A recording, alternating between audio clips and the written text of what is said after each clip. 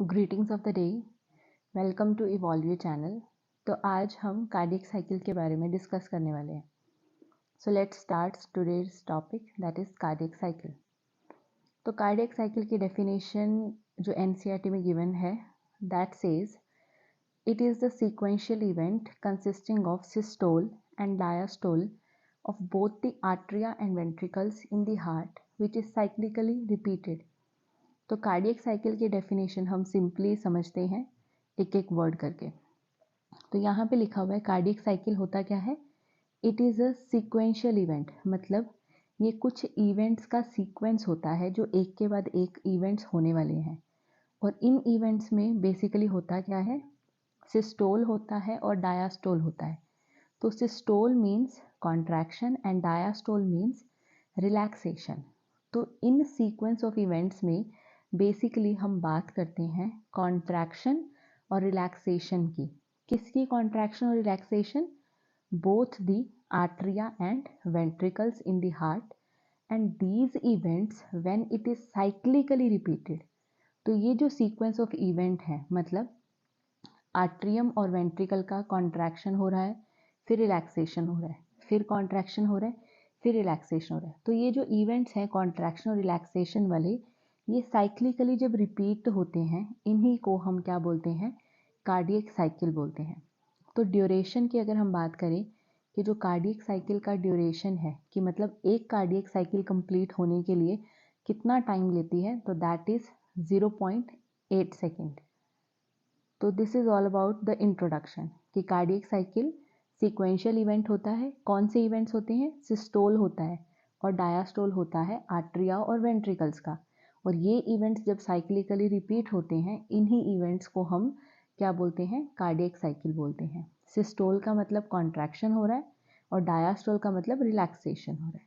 और ड्यूरेशन क्या होता है कार्डियक साइकिल का? That is 0.8 second. मतलब 0.8 सेकेंड के अंदर एक कार्डियक साइकिल कंप्लीट होता है। So now will discuss in detail about the events of cardiac cycle. तो इवेंट्स ऑफ कार्डियक साइकिल को अब हम डिटेल में डिस्कस करने वाले हैं। बच्चों को ये टॉपिक काफ़ी डिफ़िकल्ट लगता है क्योंकि उन्हें पर्टिकुलर ये जो टॉपिक है वो समझ ही नहीं आता। और मैं आज अपने तरीके से ये आपको टॉपिक समझाने वाली हूँ ताकि आपको बेस्ट पॉसिबल मैनर में ये वाला टॉपिक समझ आ जाए। और ये टॉपिक समझने के लिए आपको structure of heart in detail पता होना चाहिए, और वो मैंने ऑलरेडी प्रीवियस वीडियो में डिस्कस कर लिया है। तो पहले प्रीवियस वीडियो में जाके आप स्ट्रक्चर ऑफ हार्ट को समझिए। उसके बाद अगर आप कार्डियक साइकिल पढ़ेंगे तो आपको ये टॉपिक और भी ज़्यादा ईजी लगेगा। तो let me start with the events of cardiac cycle. तो कार्डियक साइकिल का जो फर्स्ट इवेंट है, जब रिलैक्स्ड पोजीशन में हार्ट है, और हार्ट रिलैक्स पोजीशन में है मतलब हार्ट के जो 4 चेम्बर्स हैं वो रिलैक्स स्टेट में है। रिलैक्स स्टेट मतलब डायास्टोलिक कंडीशन में है। इन्हीं को हम बोलते हैं जॉइंट डायास्टोल कंडीशन। जॉइंट मतलब सारे चेम्बर्स एक साथ, डायास्टोल मतलब रिलैक्सेशन। तो इस तरह से जॉइंट डायास्टोल का मतलब है कि जब चारों चेम्बर्स हार्ट के रिलैक्स स्टेट में है। तो जॉइंट डायास्टोल जो इवेंट है उसके अंदर हम देखते हैं कि होता क्या है। तो जॉइंट डायास्टोल वाली जो कंडीशन है, इसके अंदर एवी वाल्व्स ओपन रहती हैं। तो जॉइंट डायास्टोल में क्या होता है, एवी वाल्व्स ओपन रहती हैं। एवी वाल्व जैसे कि मैंने पहले वाली वीडियो में भी डिस्कस करा था, एवी मतलब आर्ट्रियो वेंट्रिकुलर वाल्व्स। तो ऐसी वाल्व जो आर्ट्रियो वेंट्रिकुलर सेप्टम में प्रेजेंट होती हैं, उनको हम बोलते हैं एवी वाल्व्स। तो हमें पता है आर्ट्रियो वेंट्रिकुलर सेप्टम में राइट वाली साइड पे होती है ट्राइकस्पिड वाल्व और लेफ्ट वाली साइड पे होती है बाइकस्पिड या मिट्रल वाल्व। तो वो दोनों ही valves that is tricuspid and bicuspid valve खुली होती हैं जॉइंट डायस्टोल कंडीशन में। तो ये जब वाल्व्स खुली होंगी तो हमें समझ आ गया कि आर्ट्रियम और वेंट्रिकल के बीच का जो ढक्कन है, जो वाल्व है, वो खुली हुई है। दैट मीन्स कि जो आर्ट्रियम में जो ब्लड है वो पास हो रहा है स्लोली स्लोली वेंट्रिकल में। तो यही कंडीशन कौन सी होती है, जॉइंट डायास्टोल। पर जॉइंट डायास्टोल में एवी वाल्व्स तो खुली होती हैं, बट जो दूसरी वाल्व्स हैं दैट इज सेमील्यूनर वाल्व्स, वो बंद होती हैं। तो हमें पता है जो सेमील्यूनर वाल्व्स हैं वो वेंट्रिकल से ब्लड आगे पास करवाती हैं। तो अभी जॉइंट डायस्टोल में सिर्फ एवी वाल्व्स खुली रहती हैं ताकि आर्ट्रिया से पैसिवली ब्लड वेंट्रिकल में फिल हो जाए, और इस टाइम पे 70% जो ब्लड होता है वो आर्ट्रिया से वेंट्रिकल में आ जाता है। ठीक है, तो यही फोर्थ पॉइंट यही कह रहा है कि जो ब्लड है वो आर्ट्रियम से फ्लो करता है रिस्पेक्टिव वेंट्रिकल्स में। दैट मीन्स राइट आर्ट्रियम से ब्लड आएगा राइट वेंट्रिकल में और लेफ्ट आर्ट्रियम से ब्लड आएगा लेफ्ट वेंट्रिकल में। और जो ड्यूरेशन होता है जॉइंट डायस्टोल का, मतलब कंप्लीट जो टाइम है जिसमें जॉइंट डायस्टोल वाली कंडीशन हम देख सकते हैं, जब आर्ट्रिया भी रिलैक्स पोजीशन में है, वेंट्रिकल भी रिलैक्स पोजीशन में है, तो वो होता है कंप्लीटली 0.4 सेकेंड्स के लिए। सो फर्स्ट इवेंट आपको समझ आ गया होगा जॉइंट डायस्टोल। जॉइंट डायस्टोल का मतलब ही वही है कि सारे चेंबर्स रिलैक्स पोजीशन में है। इस कंडीशन में एवी वाल्व्स जो कि ट्राइकस्पिड वाल्व है और बाइकस्पिड वाल्व है वो खुली होंगी। उनके खुले होने की वजह से ही आर्ट्रियम से जो ब्लड है वो वेंट्रिकल्स में फ्लो कर जाता है। ठीक है, पर जो सेमिल्यूनर वाल्व्स हैं वो बंद रहती हैं, इसीलिए वेंट्रिकल से ब्लड आगे नहीं जा सकता। और जॉइंट डायस्टोल का ड्यूरेशन कितना होता है 0.4 सेकेंड। अब नेक्स्ट इवेंट पे हम जाते हैं, दैट इज आर्ट्रियल सिस्टोल। तो आर्ट्रियल सिस्टोल, पहले तो नाम समझिए आप। आर्ट्रियल मतलब आर्ट्रियम, सिस्टोल मतलब कॉन्ट्रैक्शन। अब हम बात कर रहे हैं कि जो आर्ट्रियम है, जो अपर चेम्बर्स हैं हार्ट के, वो अब कॉन्ट्रैक्ट करने वाले हैं। तो पहले आपके मन में ये क्वेश्चन आना चाहिए कि अगर रिलैक्स्ड कंडीशन में ही आर्ट्रियम से ब्लड वेंट्रिकल में जा रहा था, फिर आर्ट्रियम को कॉन्ट्रैक्ट करने की ज़रूरत ही क्यों पड़ी? तो आंसर विल बी दैट कि जो आर्ट्रियम से ब्लड वेंट्रिकल्स में जाता है रिलैक्स पोजीशन में, वो 70% ही जा पाता है। जो बचा हुआ 30% ब्लड है वो आर्ट्रियम से वेंट्रिकल में जाएगा तब जब आर्ट्रियम क्या करेगा, कॉन्ट्रैक्ट करेगा। अब हमें पता है, हमने जैसे प्रीवियस वीडियो में डिस्कस करा था नोडल टिश्यू के बारे में, तो सबसे इम्पॉर्टेंट नोडल टिश्यू था एसए नोड, क्योंकि वही क्या होता है, पेसमेकर होता है या फिर हार्ट ऑफ द हार्ट। तो एसए नोड करता क्या है, ये करता है एक्शन पोटेंशियल को जनरेट करवाता है। ये जब एक्शन पोटेंशियल जनरेट कराएगा तभी आर्ट्रियम क्या करेंगे, कॉन्ट्रैक्ट करेंगे, तभी आर्ट्रियल सिस्टोल होगा। तो अब यहाँ से हमें फर्स्ट पॉइंट समझ में आ गया कि एसए नोड जब एक्शन पोटेंशियल जनरेट कराएगा तब आर्ट्रियम क्या करेंगे, कॉन्ट्रैक्ट करेंगे। और आर्ट्रियम के कॉन्ट्रैक्ट होने से होगा क्या, आर्ट्रियम कॉन्ट्रैक्ट होंगे और जो बचा हुआ ब्लड है आर्ट्रियम का वो कहाँ चला जाएगा, वेंट्रिकल्स में चला जाएगा। ठीक है, अब हमें पता है आर्ट्रियल सिस्टोल वाली कंडीशन है, मतलब आर्ट्रियम कॉन्ट्रैक्ट कर रहा है और कॉन्ट्रैक्ट करने का मेन पर्पस क्या है, ताकि जो बचा हुआ ब्लड है आर्ट्रियम का वो वेंट्रिकल में चला जाए। तो अब आर्ट्रियम से ब्लड वेंट्रिकल में हमें भेजना है, तो कौन सी वाल्व्स के खुले होने की ज़रूरत है, एवी वाल्व्स। तो इस कंडीशन में भी एवी वाल्व्स जो कि ट्राइकस्पिड और बाइकस्पिड वाल्व्स हैं वो खुली रहेंगी, और कौन सी वाली वाल्व्स बंद रहेंगी, दैट इज सेमिल्यूनर वाल्व्स। तो यहाँ पे हमें समझ में आ गया, SA node action potential generate कराएगा जिसकी वजह से आर्ट्रियम कॉन्ट्रैक्ट करेगा और रिमेनिंग जो ब्लड है आर्ट्रियम में वो वेंट्रिकल्स में चला जाएगा। और ये ब्लड पास होने के लिए एवी वाल्व्स का खुला रहना ज़रूरी है और सेमिल्यूनर वाल्व्स बंद रहेंगे। तो जो ड्यूरेशन है आर्ट्रियल सिस्टोल का दैट इज़ 0.1 सेकेंड। ठीक है, तो आई होप आपको ये सेकेंड इवेंट भी समझ आ गया हो। फर्स्ट हमने पढ़ा था जॉइंट डायस्टोल। तो जॉइंट डायस्टोल में हमने देखा था चारों चेम्बर रिलैक्स थे, एवी वाल्व खुली हुई थी, इसीलिए पैसिवली जो ब्लड था आर्ट्रियम से वो वेंट्रिकल्स में फिल हो रहा था। ठीक है, पर 70% ब्लड ही आ पाया और बचा हुआ 30% लाने के लिए हमें आर्ट्रियम को क्या करना पड़ेगा, कॉन्ट्रैक्ट करना पड़ेगा। और आर्ट्रियम जैसे ही कॉन्ट्रैक्ट करेगा तो जो रिमेनिंग 30% ब्लड है वो आर्ट्रियम से वेंट्रिकल्स में आ जाएगा, और जो सेमिल्यूनर वाल्व्स हैं वो इस टाइम पे भी बंद ही रहेंगी और सिर्फ एवी वाल्व्स खुली रहेंगी, that is tricuspid and bicuspid valves. अब नेक्स्ट इवेंट पे हम जाते हैं, that is ventricular systole. Ventricular systole मतलब जो वेंट्रिकल्स हैं वो अब क्या करेंगे, कॉन्ट्रैक्ट करेंगे। तो अब देखिए सिंपल सा इवेंट चल रहा है कि आर्ट्रियम में पहले ब्लड आया, आर्ट्रियम से ब्लड गया वेंट्रिकल में, और मैंने जैसे कि पहले ही बताया था heart is not for the storage of blood. Heart का काम ब्लड को स्टोर करके रखना नहीं होता, हार्ट का मेन काम होता है ब्लड को पंप आउट करना। तो जैसे ही आर्टरियम का ब्लड वेंट्रिकल में आता है, ventricle is not going to store the blood, ventricle उस ब्लड को आगे पंप आउट कर देगा। तो इसके लिए वेंट्रिकल्स का कॉन्ट्रैक्ट होना ज़रूरी है। तो अब कहानी वहीं से शुरू हो रही है फिर से, कि जो एसए नोड था जिसने एक्शन पोटेंशियल जनरेट कराया था, अब ये जो एक्शन पोटेंशियल एसए नोड से कहाँ पे ट्रांसमिट हो जाएगा, एवी नोड। एवी नोड से कहाँ जाएगा, एवी बंडल, या फिर जिसको हम क्या बोलते हैं, बंडल ऑफ हिस। और बंडल्स ऑफ हिस से जो एक्शन पोटेंशियल है वो कहाँ पे जाएगा, परकिंजे फाइबर्स। तो इस तरह से एक्शन पोटेंशियल एसए नोड से होता हुआ परकिंजे फाइबर्स तक चला जाएगा। और परकिंजे फाइबर्स की लोकेशन क्या होती है, वेंट्रिकल्स की वॉल। तो जैसे ही एक्शन पोटेंशियल परकिंजे फाइबर्स तक पहुंचता है, और ये परकिंजे फाइबर्स कहाँ पे हैं, वेंट्रिकल की वॉल में है।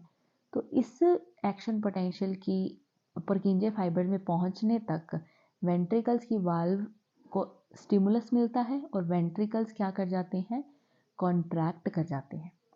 और जैसे ही वेंट्रिकल कॉन्ट्रैक्ट करते हैं, साइमल्टेनियसली जो आर्ट्रियम है वो क्या कर जाएंगे, रिलैक्स कर जाएंगे। तो पहले आर्ट्रियम कॉन्ट्रैक्ट करा ताकि जो बचा हुआ ब्लड है आर्ट्रियम का वो वेंट्रिकल में आ जाए। जैसे ही आर्ट्रियम से ब्लड वेंट्रिकल में आया, अब वेंट्रिकल्स कॉन्ट्रैक्ट करेंगे ताकि वेंट्रिकल से ब्लड आगे चला जाए। तो अब इस कंडीशन में देखिए, जब वेंट्रिकल ने कॉन्ट्रैक्ट करना है, मतलब वेंट्रिकुलर सिस्टोल वाली कंडीशन में एवी वाल्व्स बंद हो जाएंगी। और इसका मेन रीज़न क्या होगा, एवी वाल्व्स बंद होने का रीज़न ये है बच्चों कि एवी वाल्व्स क्या कर रही थी, ब्लड को आर्ट्रियम से वेंट्रिकल में लेके जा रही थी। ठीक है, अब हमें वापस से वेंट्रिकल से ब्लड थोड़ी ना भेजना आर्ट्रियम में। तो ये वाले जो ढक्कन है आर्ट्रियम और वेंट्रिकल के बीच वाले, ये हम बंद कर देंगे ताकि जब वेंट्रिकल कॉन्ट्रैक्ट कर रहे हैं, जब वेंट्रिकल स्क्वीज़ कर रहे हैं, ताकि उनका ब्लड वापस से आर्ट्रियम में ना जाए, इसलिए हम क्या कर देंगे, एवी वाल्व्स को बंद कर देंगे। पर वेंट्रिकल कॉन्ट्रैक्ट कर रहा है, तो उसको कॉन्ट्रैक्ट करने का मेन रीज़न क्या था, ताकि वेंट्रिकल का ब्लड आगे चला जाए। ठीक है, इसलिए हम सेमील्यूनर वाल्व्स को अब खोल देंगे। ठीक है, वेंट्रिकल्स और उनके आगे जो आर्टरीज हैं उनके ढक्कन, दैट इज सेमील्यूनर वाल्व, उसको हम खोल देंगे ताकि अब वेंट्रिकल का ब्लड आगे फ्लो कर जाए।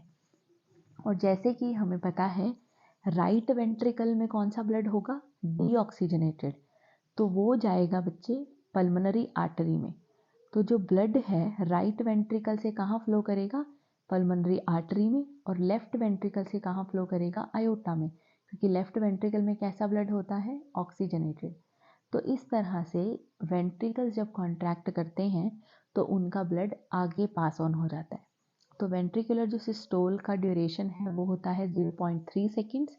और साइमल्टेनियसली हमें पता है आर्ट्रियम क्या कर जाएंगे, रिलैक्स कर जाएंगे। तो इसलिए आर्ट्रियल जो डायास्टोल का टाइमिंग है दैट इज़ 0.7 सेकेंड। ये जो टाइमिंग्स है, जो ड्यूरेशन है, वो मैं आपको एक डायग्राम के थ्रू भी समझाऊंगी, उससे आपको क्लियरली ये सब जो वैल्यूज़ हैं वो याद रहेंगी।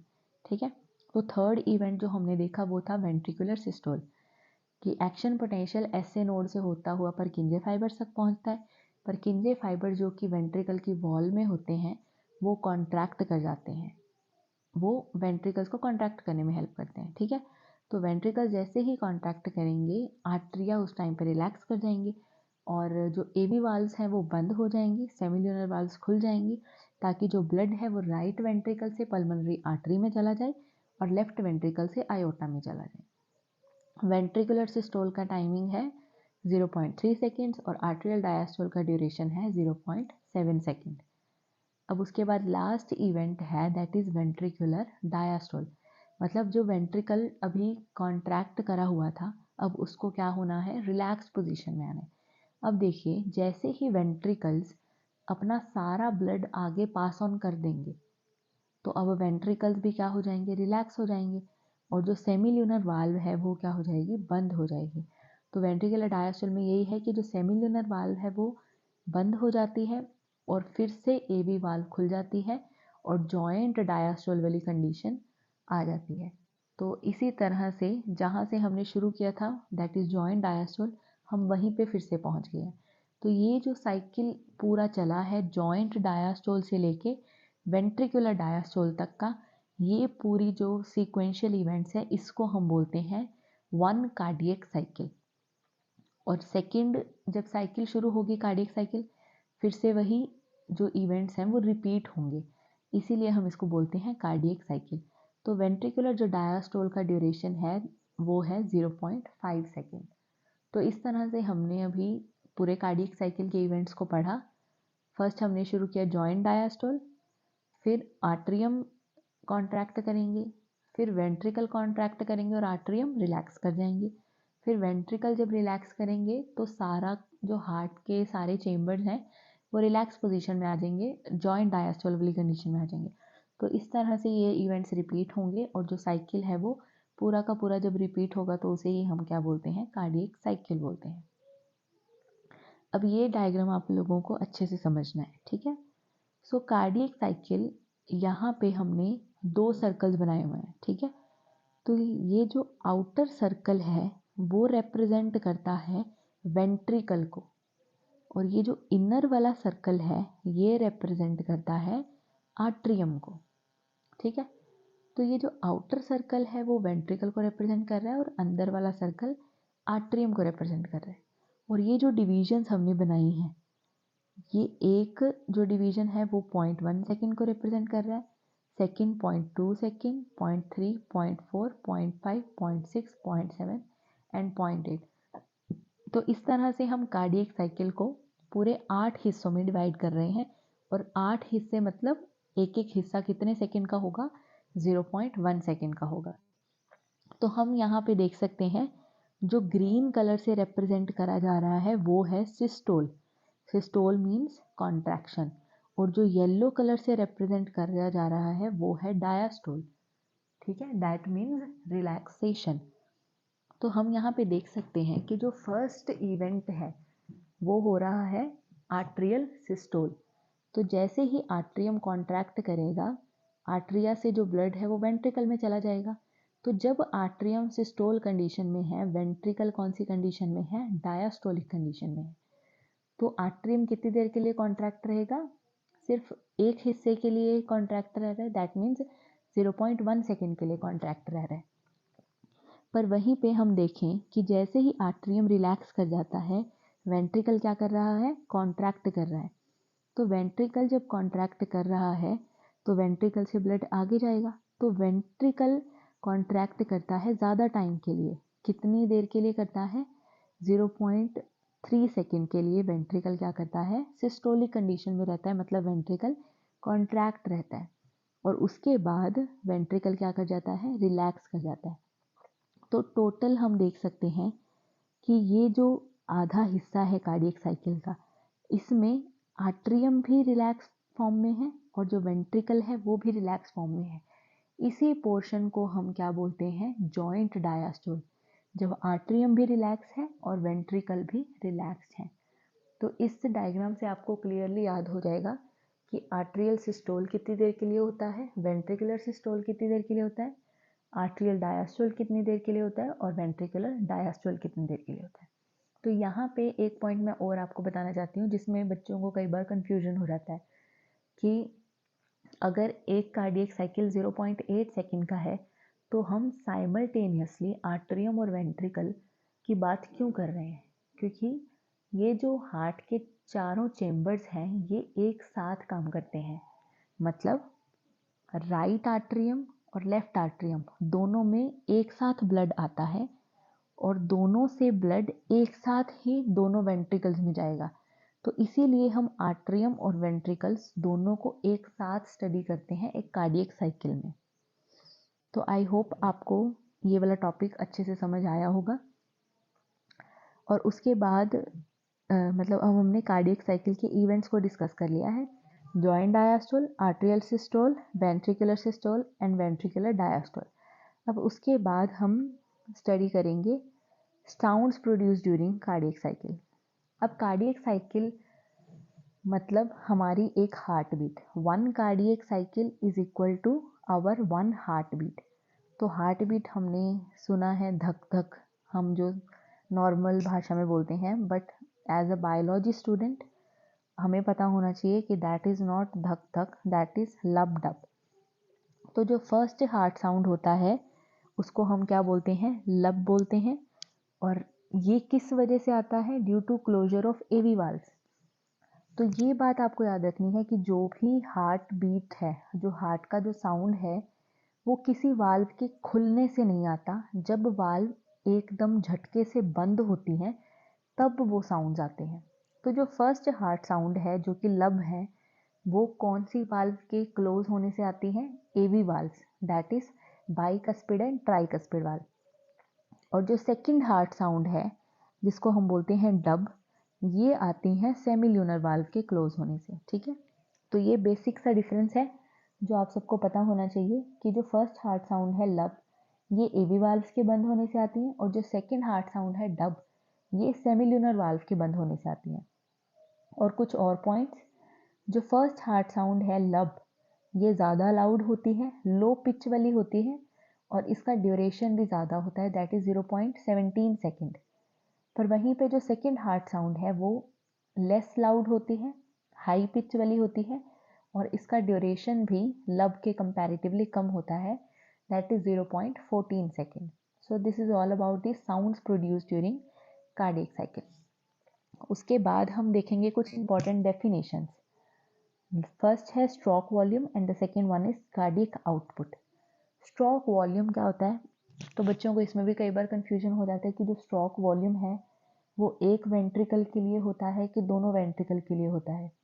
तो स्ट्रोक वॉल्यूम होता क्या है, एक कार्डियक साइकिल के टाइम में एक वेंट्रिकल कितना ब्लड आगे पंप कर रहा है उसको हम बोलते हैं स्ट्रोक वॉल्यूम।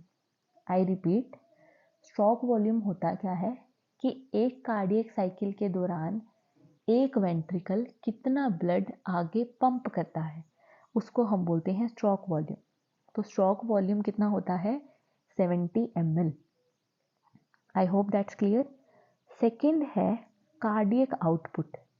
तो कार्डियक आउटपुट क्या होता है कि कितना वॉल्यूम ऑफ ब्लड पंप कर रहा है एक ventricle, but that is not in a cardiac cycle. अगर एक कार्डियक साइकिल में एक वेंट्रिकल कितना ब्लड पंप कर रहा है उसको हम बोलते हैं स्ट्रोक वॉल्यूम। एक वेंट्रिकल कितना ब्लड पंप कर रहा है एक मिनट में अगर पूछा जाए तो एक मिनट वाली वैल्यू को हम बोलते हैं कार्डियक आउटपुट।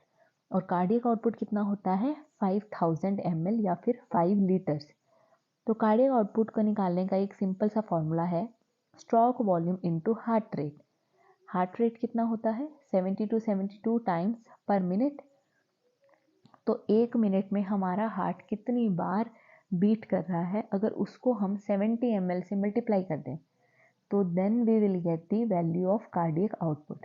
तो क्लियरली इनमें डिस्टिंक्शन है स्ट्रोक वॉल्यूम और कार्डियक आउटपुट में, ताकि आपको कोई कंफ्यूजन ना हो। स्ट्रोक वॉल्यूम होता है एक कार्डियक साइकिल में एक वेंट्रिकल कितना ब्लड पंप कर रहा है, और यहीं अगर एक वेंट्रिकल कितना ब्लड पंप कर रहा है एक मिनट में पूछा जाए तो वो होता है कार्डियक आउटपुट। स्ट्रोक वॉल्यूम का वैल्यू होता है 70 ml और कार्डियक आउटपुट का वैल्यू होता है 5000 ml और 5 लीटर्स। तो आई होप आज का वीडियो आपको पसंद आया होगा, और अगर आपको कोई भी डाउट्स हैं तो वो आप कमेंट सेक्शन में मुझसे पूछ सकते हैं। आई होप आप लोगों को ये टॉपिक अच्छा लगा हो, और अगर अच्छा लगा हो तो please like share and subscribe evolve you channel. Thank you so much.